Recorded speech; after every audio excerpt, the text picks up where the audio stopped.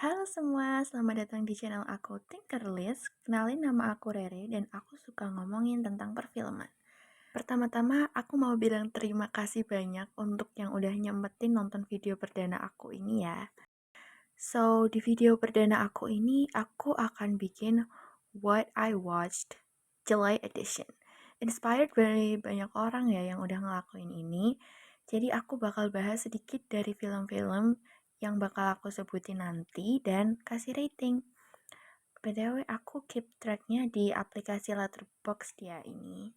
So, biar nggak kelamaan, kita langsung jump right into the video karena aku nonton 39 film. Iya, 39 film di 31 hari. Oh my god. Anyways, yang pertama adalah series The Staircase yang baru rilis tahun 2022 ini. Karena aku suka banget, jadi aku kasih rating 3,7 dari 5.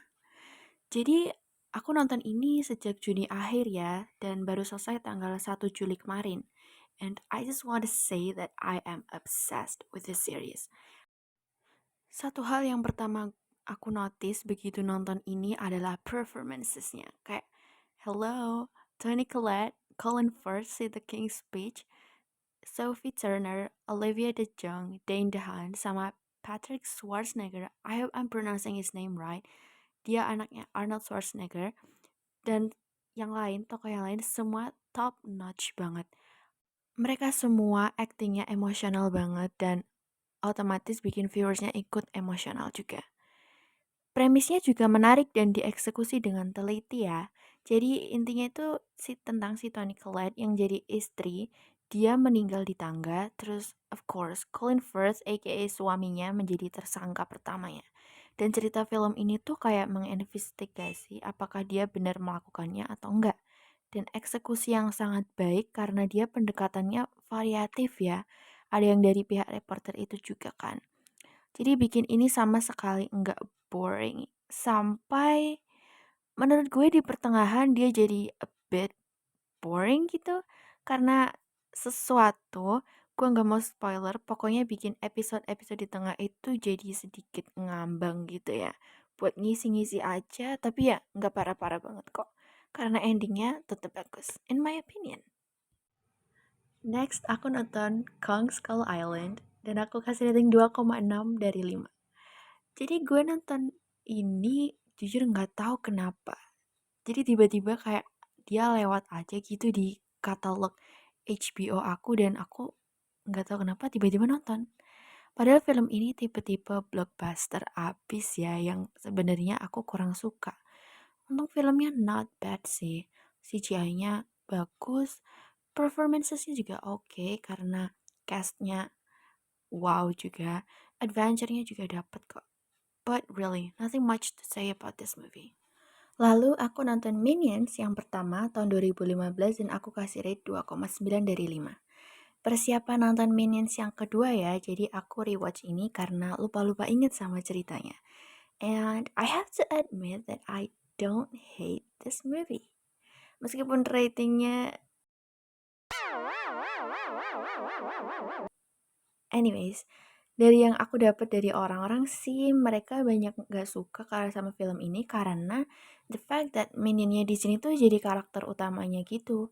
Padahal kodratnya mereka kan harusnya jadi asisten ya. Minion dari seorang villain kayak Gru. Tapi kalau aku sih nggak terlalu peduli ya selagi tetap lucu dan gemesin. Aku enjoy-enjoy aja sih nontonnya. Lalu aku nonton filmnya Megan Fox. Till Death, aku kasih rate 2,7 dari 5. Finally, Megan Fox main film lagi setelah aku terakhir nonton dia di Transformers. Ekspektasi aku nonton film ini jujur low banget. Pertama karena film ini merupakan directorial debutnya dari sutradaranya.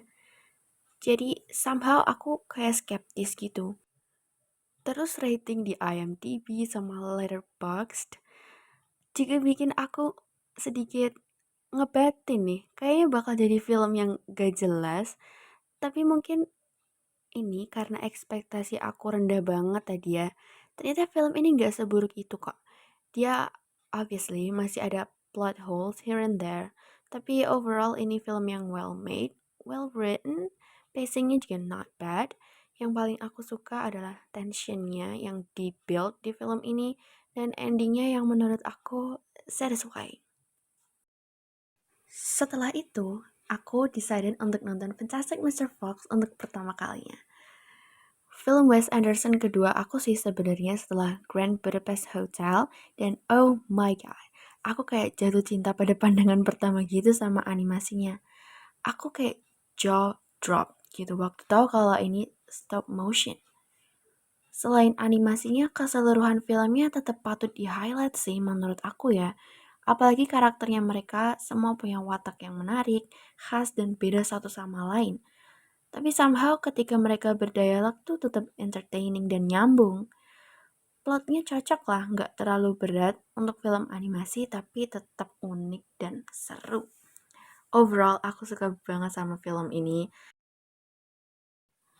Oke, next up aku nonton film Run dan aku kasih rate 3 dari 5. Aku nonton ini karena aku lihat dia di Tix ID di akan tayang itu. Terus aku nggak sengaja lihat poster filmnya pas lagi scroll HBO dan aku bingung. Loh, kenapa film yang udah available di streaming platform Indonesia ditayangin di bioskop? Terus ya udah aku decided untuk nonton ini di HBO karena mikirnya mungkin ntar di bioskop bakal dapet experience yang beda kan. And I don't think it will. Filmnya mediocre, meskipun premisnya a bit menarik ya. Seorang ibu dan anak, anaknya itu disabilitas, terus dia itu pakai kursi roda. Tetapi tiba-tiba si anak curiga sama ibunya dan mulai mencari kebenaran. Terus ibunya nyadar kalau si anak itu mengulik-ngulik tentang dia, tentang ibunya. Dan seterusnya gitulah ya. You know the drill. Tapi meskipun bagus dan seru kedengarannya, to be honest, it's kind of similar sama banyak film lain. But I have to admit, endingnya kind of a surprise sih. Tapi kalau kalian mau nonton di bioskop nanti, maybe give it a watch. Finally, aku nonton Everything Everywhere All at Once baru di bulan Juli ini karena ya baru kesempatan. And do I have to explain anymore? Kayak apakah aku harus ngejelasin lagi? Terus aku nonton Teka-Teki 3 and let me say, the only good thing about this movie is the potential. And next up aku nonton Logan dan aku kasih rate 3,9 dari 5. Aku nonton ini karena ada Mas Jackman-nya. Aku fans Hugh Jackman banget. Dan aku lagi maraton film-filmnya dia yang available di Disney Hotstar. Dan saking pengennya aku nonton ini tapi nggak ngerti sama sekali tentang superhero-nya. Aku sampai nanya di manifest Twitter kalau nonton Logan langsung tanpa X-Men yang lainnya, yang sebelumnya, masih bakal paham gak ya kira-kira sama cerita si Logan ini? Dan untungnya jawabannya adalah boleh, banyak yang bilang boleh dan aku langsung gas nonton film ini. Jadi seperti yang aku bilang tadi ya, aku bukan fans film superhero, baik yang kupu A maupun B, but this movie, oh my god. Aku suka karena meskipun film ini film superhero ya, tapi pendekatannya masih ada emosionalnya, rasa manusiawinya, and of course, bintang utama kita, Mas Hugh Jackman dengan badannya, maksudku performance-nya dan chemistry-nya sama si Ade yang dapet banget. Gore-nya juga aku suka banget sih, bold khas film DC dan finally ending yang super satisfying banget. Padahal aku nggak ngerti cerita sebelumnya dan aku suka sama endingnya gitu. Let me know kalian yang fans film superhero, fans franchise X-Men, what do you think tentang film ini, khususnya endingnya? Let me know ya di comment section. Lanjut aku nonton Mother, film tahun 2017 dan aku kasih rating tanda tanya dari 5 karena boy oh boy, where do I begin? Intinya aku kurang suka sama film ini karena ini menurutku terlalu chaotic, but not in a good way kayak Everything Everywhere All at Once ya. Dia chaoticnya bikin aku bingung gitu meskipun aku paham sebenarnya kenapa, karena abis itu aku googling. tapi menurut aku kayak dia take too much turn dari awalnya. Waktu first act padahal beneran bikin aku penasaran sepanjang film, yang waktu ada orang-orang asing masuk ke rumahnya itu bikin aku heran sih, apa yang terjadi gitu. Ditambah actingnya si Jennifer Lawrence yang absolutely outstanding. She butchered every role she's given. Tapi menurut aku begitu udah rame rumahnya sama orang-orang gak jelas ini, aku kayak udah feeling gak enak gitu, filmnya bakal berubah jadi apa sesuatu yang aku kurang suka dan yeah, terlalu too much going on. Lanjut aku nonton No Exit, film baru tahun 2022. Everything about this movie seems promising. Posternya, premisnya, bahkan kalimat di posternya juga menjual banget gak sih? Everything is interesting, except the movie itself. Definisi dari skrip yang butuh revisi. Dia nggak tahu mau arahnya kemana gitu. Jadi dia up and down, up and down. Jadi begitu bagus nih ya, alurnya udah mulai bagus, udah mulai up-nya nih. Ntar dia tiba-tiba jadi jelek gitu, alurnya langsung down. Performance-nya juga kurang banget. Banyak yang suka sama endingnya, tapi menurut aku juga meh. Eksekusinya, there's something wrong with the execution here. And selanjutnya aku nonton Death on the Nile. Aku mau mulai dari mana ya? Mungkin mulai dari Orient Express dulu kali ya. Kalau Orient Express itu, Murder on the Orient Express itu sebenarnya aku juga nggak terlalu suka sih. Ya oke aja gitu, enjoyable. Castnya aku suka banget.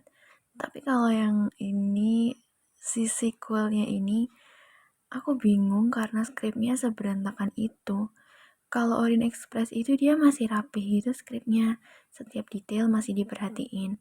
Kalau ini tuh banyak partnya cringe dan aneh aja gitu. Skripnya juga messy, build up misterinya kurang banget, vibe-nya, nggak. Sebenarnya sih nggak buruk-buruk amat sebenarnya nih film ya, masih kayak ya enjoyable at least. Tapi karena aku lebih ke disappointed kali ya, jadi aku kasih skornya segitu aja. Terus aku nonton Dumb and Dumber. Skornya segini aja. First of all, I am sorry to all Dumb and Dumber fans, but I don't find this movie funny. Ya mungkin ada beberapa jokes yang lucu, tapi overall, no, not a comedy movie. Aku waktu itu padahal decided untuk nonton ini karena aku lagi capek dan sedih gitu ya. Mau ketawa kan ceritanya, nonton film nih, film komedi. Tapi kenapa nggak selucu yang aku harapin ya? Yang paling lucu cuma Jim Carrey. And I am a fan of Jim Carrey. Kayaknya dia diem aja aku udah ketawa. But apart from that, aku rasa kayak datar gitu sepanjang nontonnya.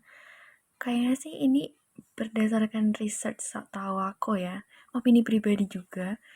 Menurutku film genre comedy Hollywood itu sering banget cuma lucu bagi orang sana, bagi orang Hollywood juga. Jadi misal aku orang Indonesia, Asia yang nonton kayak nggak terlalu lucu gitu karena nggak relate, nggak connect.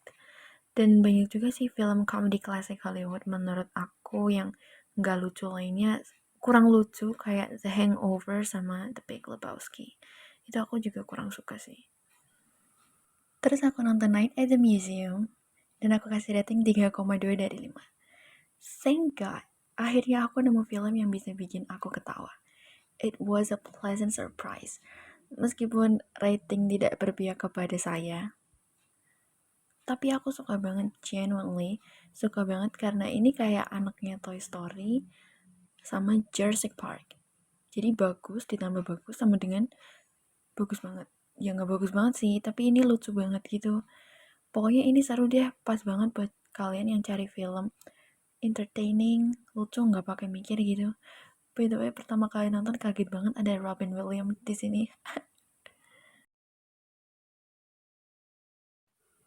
Terus aku melanjutkan ke Night at the Museum yang kedua. Aku kasih rate lebih tinggi. Because, well, I have to say that this one is probably my favorite out of the trilogy. Karena aku rasa yang ini yang paling rame ya. baik dari soundtracknya, scoringnya, karakter, latar. Therefore ini yang paling entertaining gitu menurut aku. Agak sedikit menjauh sih dari konsep awal film ini, karena dia lebih adventures ya ceritanya dan ada penekanan juga di drama, action, dan some jokes here and there, but nggak melupakan vibe khas Night at the Museum-nya kok. Anyway, my favorite part in here has to be Ben Stiller sama Amy Adams yang lompat dari lukisan satu ke yang lainnya, sama Jonas Brothers jadi Cupid yang somehow ada di sini dan nyanyi di pertengahan film. Next up, aku nonton film terakhir dari trilogy Night at the Museum, dan akhirnya aku bisa ngaku kalau alasan aku nonton ini at the first place itu karena di film yang ketiga ini ada cameo Hugh Jackman. Dan aku nggak bisa lah ya cuma nonton satu film aja dan itu di akhir, dan oh my god, his cameo in here is definitely my favorite part in this movie. Tadinya sebenarnya mau aku kasih 2,5 nih, tapi gara-gara part itu aku naikin lagi lah ratingnya. Aku tadinya mau kasih ini 2,5 karena sebenarnya plot ini yang paling abstrak, yang paling jauh banget dari konsep awalnya ya. Kayak tiba-tiba lo bisa ada di Mesir, bisa tiba-tiba history yang kayak beneran dari zaman dahulu, zaman Mesir gitu. But overall, I don't mind it. Overall aku ya oke aja lah sama film ini, tetap lucu kok. By the way, ada Rebel Wilson di sini. But I don't know apakah dia menambah sesuatu ke film ini atau enggak. Melanjutkan marathon Hugh Jackman-ku, aku nonton film biopicnya. Kali ini meskipun genre ini bukan go-to genreku ya, film ini menurutku film biopic yang main aman aja sih, nggak gimana-gimana banget, formulatik dan predictable aja gitu. Performance-nya Jackman bagus, but it's definitely not his best performance. Bukan karena dia jelek di sini, no, he's never acting jelek.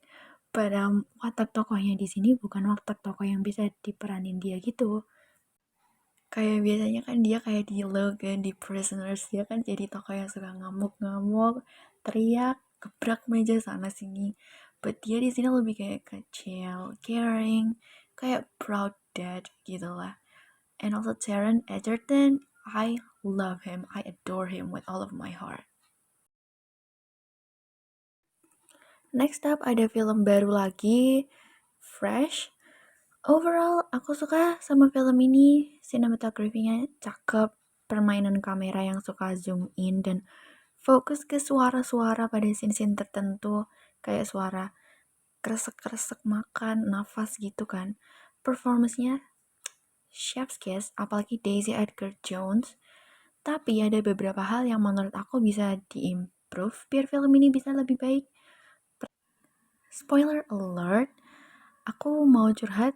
Pertama, kenapa rantai kanibalnya tuh harus nyambung ke orang-orang elit sih? Padahal menurut aku ya, kalau yang kanibal cuma Sebastian Stan, aku lupa nama tokohnya, dan dia dibikin jadi karakter yang lebih dark, lebih bermotif, backgroundnya lebih make sense. Kenapa dia melakukan hal itu? Menurutku bakal jadi lebih bagus deh. Cuma, ya mungkin bakal lebih terlalu tropey ya, dan mirip sama banyak film lain yang udah rilis sebelumnya. Aku paham sih, tapi meskipun begitu dengan adanya orang elit nih kayak nggak menambah sesuatu yang baru juga karena kurang exposure. Dan penjelasan sih kayak apa hubungannya mereka sama Sebastian, siapa aja mereka, dan lain-lain. Nggak perlu penjelasan yang over juga sih. Brief aja udah cukup kok sebenarnya. Tapi mungkin emang sutradaranya nggak mau fokus ke situ, mau lebih fokus ke relationship antara Sebastian sama Daisy, dan I think they did amazing. Aku suka chemistry-nya dan tokoh-tokoh lain juga bagus kok. Next up, I was craving for film yang cocok waktu ditonton ketika lagi feeling nothing, dan Monsters University pilihan yang tepat sih untuk aku. Karena konflik tentang friendship dan finding our own self-nya itu heartwarming tapi tetap enteng banget, like banget. Menurut aku ini salah satu film Pixar yang terenteng ya dari segi konfliknya. Dan aku juga lupa lah kalau film ini tuh bagus sebenarnya karena udah lama gak nonton. And also hot take, menurut aku film ini sama bagusnya sama Monsters Inc. Next up, aku nonton Dead Poets Society. Aku kasih rate 4,4. Aku baru pertama kali nonton film ini, and oh my god, please now inject young Ethan Hawke into my vein. Thank you very much. Ini experience nonton film tercampur aduk sih selama bulan ini. In the beginning, I was so happy ngikutin kegiatan cowok-cowok ini kuliah, kayak seru banget, happy-happy aja, berasa aku tuh di situ gitu, ikut sama mereka. Robin Williams juga, oh my god, aku suka banget dia di situ, cocok banget sama good vibe-nya film ini. Bagian tengahnya, if you know, you know, I was destroyed. I'm not going to talk about that. Instead, aku pengen ngomongin aja betapa bagusnya film ini, atmosfernya dan pesan moralnya menyentuh banget. Bahkan ketika ditonton di tahun 2022 ini masih relatable sih. Kayak deep banget habisnya cuy. Next up, The Night House. Aku nggak terlalu into film horror sih ya, tapi masih bisa appreciate good horror movies. Tapi film ini, nah, it's not that bad. Tapi premisnya terlalu generic, terlalu general banget, umum banget. Mirip banget sama The Invisible Man, but worse. Kalau Invisible Man aku masih suka sih karena dia masih kerasa gitu. Konflik internal antara tokoh yang later akan menjadi pondasi di ceritanya ya, dan smooth aja gitu sampai ending. Aku suka, tapi kalau ini aku ngerasa jalannya terlalu cepat dan kurang dark, kurang horror. Sisi positif film ini ya selain performance-nya, because film ini film horror ya, jump scare di sini I have to admit cukup efektif sih. Lagi-lagi film 2022 ada Bob's Burgers movie. First half-nya aku suka sih, dia lucu, enteng, menarik, dan masih tetap ciri khas Bob's Burgers banget gitu ya. Tapi begitu second half, I don't wanna spoil anything, but dia jadi shift gitu genrenya, jadi aku kurang suka sih. Kenapa dibikin begitu gitu konfliknya. Terus aku nonton The Emperor's New Groove.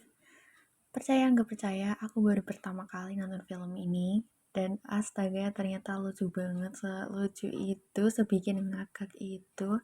Such a good vibe. The character development, karakter developmentnya si Emperor melebihi siapapun dah pokoknya. Period. Selanjutnya aku nonton The Girl with the Dragon Tattoo. Akhirnya aku kesempatan juga nonton film ini for the sake of completing Fincher's filmography. Aku nggak mau kepanjangan review tentang ini karena kayaknya udah banyak yang nonton ya. Tapi menurut aku ini ceritanya cukup intriguing, cukup interesting, cukup ya Fincher-y banget lah ya, khas banget. Meskipun durasinya lama banget ya. It's definitely above average, don't get me wrong. Cuma kalau aku bandingin sih sama filmography Fincher lainnya, menurut aku ini bahkan gak masuk top 5-nya Fincher. I'm sorry. Karena aku tiba-tiba lagi pengen nonton film old classic whodunit, aku makanya nonton film The Last of Sheila ini karena banyak yang rekomendasiin ke aku. Well written script overall, meskipun premisnya generic banget ya.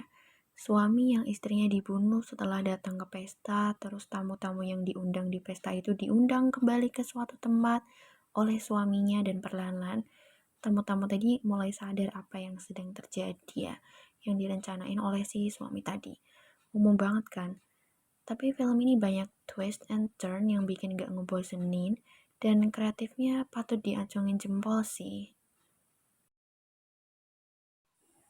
Next up, aku nonton Basic Instinct, filmnya Michael Douglas and Sharon Stone.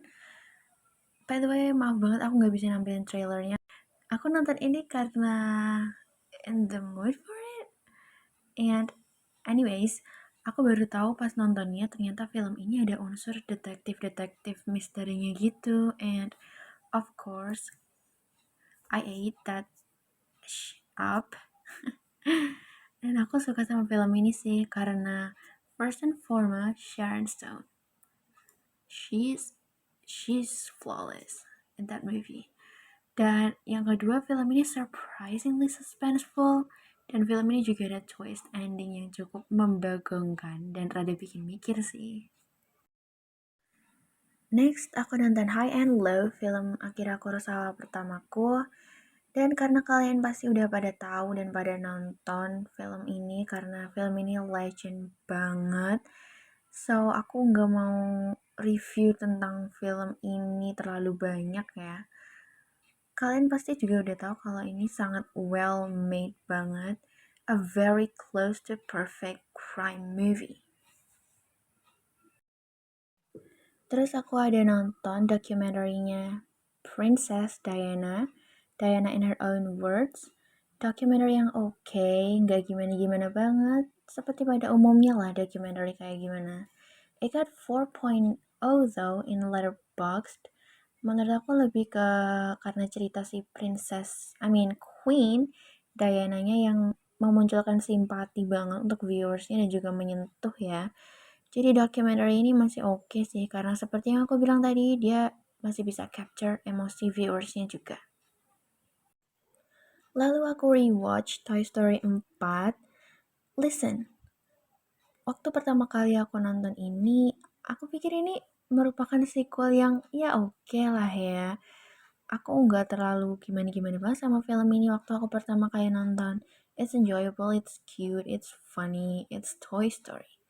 Tapi setelah di rewatch, entah mengapa aku makin setuju sama beberapa orang yang bilang film ini pointless. Ya, tapi syukur lah ya, endingnya itu nggak monoton, menimbulkan konflik dan teori-teori baru untuk Toy Story selanjutnya. Jadi, it kind of makes up for the movie, maybe. Lalu aku nonton film yang bukan genre aku banget biasanya, Wild, film tahun 2014, menceritakan tentang seorang wanita yang diperankan oleh Reese Witherspoon yang lelah sama kehidupannya, terus dia memutuskan untuk refreshing dengan mendaki sejauh kurang lebih 1760 km di Pacific Crest Trail.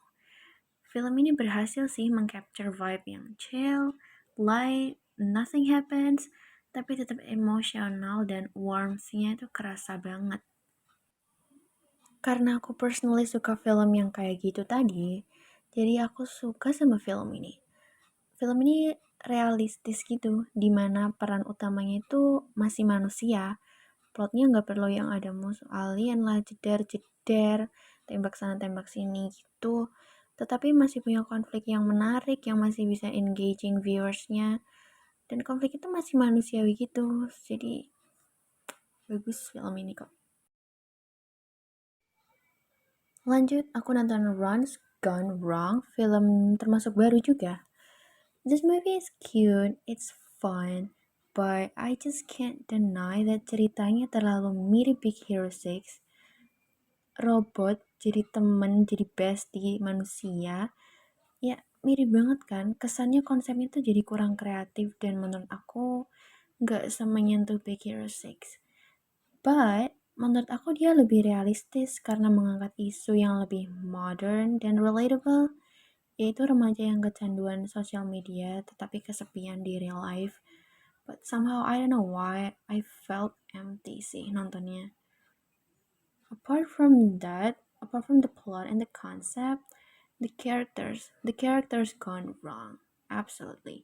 Karakter si Mark Wydell, si penemu robotnya, menurut aku kurang realistis sih ketika dia make his decision. Tokoh utamanya si Barney juga bland. I don't feel empathy to him. Or maybe it's cause I'm dead inside already. Terus aku nonton documentary lagi, The Rescue.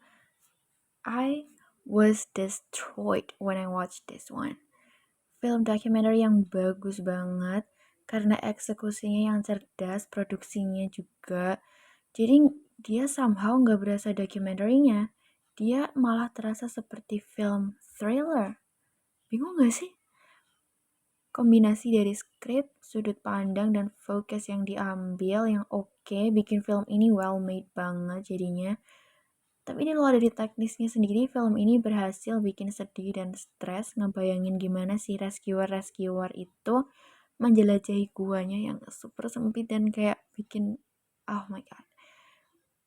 And by the way, I'm quite excited for the 2022 movie Certain Lives. Next up, aku nonton Spies in Disguise. Secara plot sebenarnya bukan something creative, tapi enjoyable kok. Dia action gitu, tapi masih dibikin fun. Chemistry antar tokohnya yaitu Will Smith sama Tom Holland yang isi suaranya, itu mereka dapet banget di film ini, di-build dengan baik chemistry-nya, dan dia jokesnya bikin ngabrut alias ngakak brutal. Overall, kalau kalian belum nonton ini dan pengen film light tapi tetap lucu dan entertaining, I highly recommend this one. Terus aku nonton Ivana di bioskop. Setuju seperti hype yang udah aku dengar, film ini dalam kategori film Indonesia horror ya. It's certainly above average. This was such a fresh air karena film horror Indonesia yang rilis sebelumnya di tahun ini. Well, tapi kalau boleh jujur ya, disclaimer dulu, referensi aku terhadap film Indonesia termasuk horror itu minim banget ya. Jadi aku menganggap film ini bagus secara storytelling, dia rapi, actingnya top notch, gore-nya jujur yang bikin aku kaget. Karena ternyata film Indo udah seberani ini bikin film sesadis itu. Bener-bener sadisnya itu kayak seperti di posternya. For me, kekurangan terbesar yang dimiliki film ini itu motifnya. Apa aku yang kurang ngerti sama motif si Ivananya ya. Sama lagi relationship atau chemistry. Bukan chemistry aktor-aktornya ya, bukan. Tapi maksud aku chemistry antar tokohnya itu kurang dibangun kayak si Caitlin Halderman sama adiknya itu. Abis nonton yang serem-serem, aku rewatch Monsters Inc. Well, gak perlu di-review lah ya, kalian juga tahu gimana film ini. Tapi aku cuma mau pesen aja sih, kalau kalian nonton film ini terakhir waktu kecil, coba tonton lagi deh sekarang. Abis itu aku nonton film Indonesia lagi, Gundala. Yes, aku baru nonton untuk pertama kalinya. Kagum banget sama industri perfilman Indonesia akhirnya bring something new to the table. It's definitely not a bad movie, but we gotta start somewhere, right?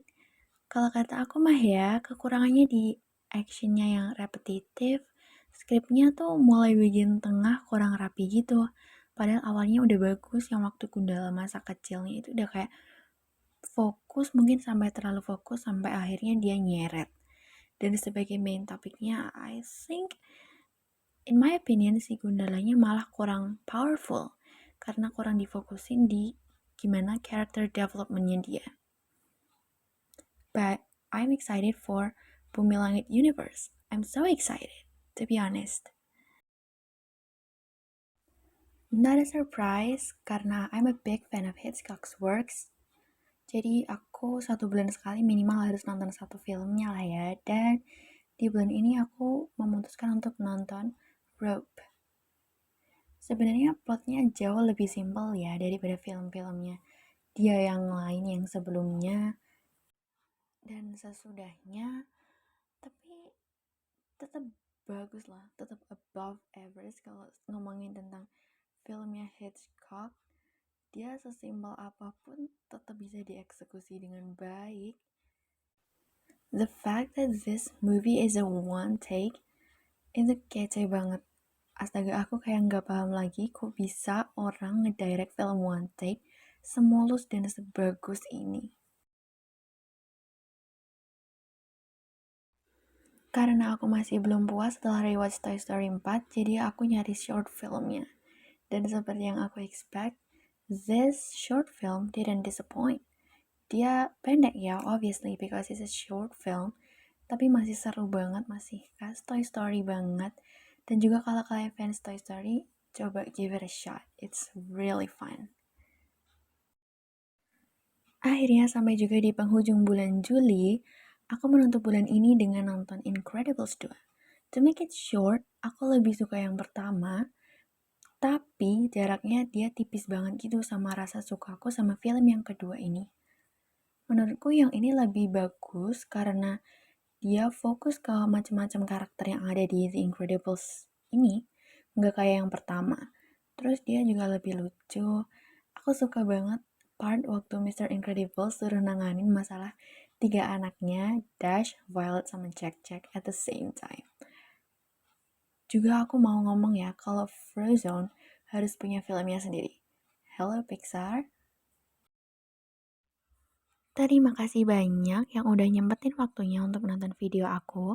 Boleh banget kasih kritik dan saran yang membangun ya di komen. Request juga boleh silahkan. See you on my next video.